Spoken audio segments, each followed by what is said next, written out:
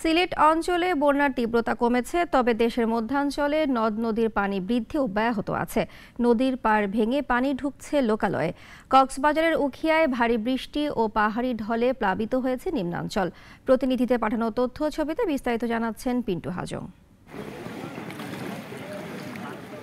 সিলেটে গত 24 ঘন্টায় বৃষ্টি হয়েছে 18.4 মিলিমিটার। কুশিয়ারা নদীর 4টি পয়েন্টে ও সুরমা নদীর কানাইঘাট ও সিলেট পয়েন্টে পানি বিপদসীমার উপর দিয়ে প্রবাহিত হচ্ছে। এতে ফেঞ্চুগঞ্জ, জকিগঞ্জ, কানাইঘাট ও গোয়াইনঘাটের কিছু নিচু এলাকার মানুষ পানিবন্দী হয়ে পড়েছে।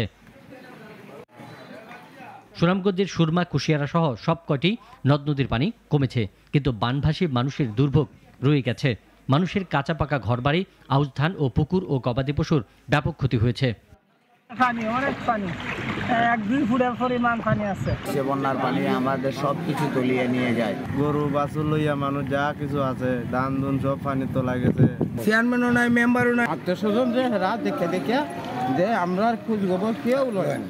জেলা প্রশাসন জানিয়েছে, যারা এখনও আশ্রয়কেন্দ্রে আছেন তাদের খাদ্য ও ত্রাণ সহায়তা দেওয়া হচ্ছে। ক্ষতিগ্রস্তদের তালিকা তৈরির কাজ চলছে। পুনর্বাসনের চেষ্টাও করা হবে।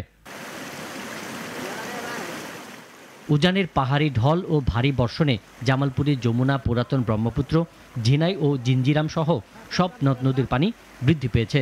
জেলার ইসলামপুর, দেয়ানগঞ্জ ও মাদারগঞ্জ উপজেলার 12টি ইউনিয়নের নিম্নাঞ্চলে পানি ঢুকেছে। দেয়ানগঞ্জ ও মাদারগঞ্জে কয়েকটি ব্রিজ ও বাঁধের অংশ ধসে পড়ে লোকালয়ে পানি ঢুকেছে। যোগাযোগ ব্যাহত হচ্ছে। কক্সবাজারের উখিয়ায় 4 দিন একটানা প্রবল বৃষ্টি ও পাহাড়ি ঢলে অন্তত 30টি গ্রাম প্লাবিত হয়েছে। পানিবন্দী হয়েছে 4000 মানুষ। বহু কাঁচা ঘরবাড়ি ভেঙে গেছে। গ্রামীণ সড়ক ও কালভার্ট বিধ্বস্ত হয়েছে। এছাড়াও গাছপালা ও পানির বরজ নষ্ট হয়ে ব্যাপক ক্ষতি হয়েছে। পিন্টু হাজং, নাগরিক।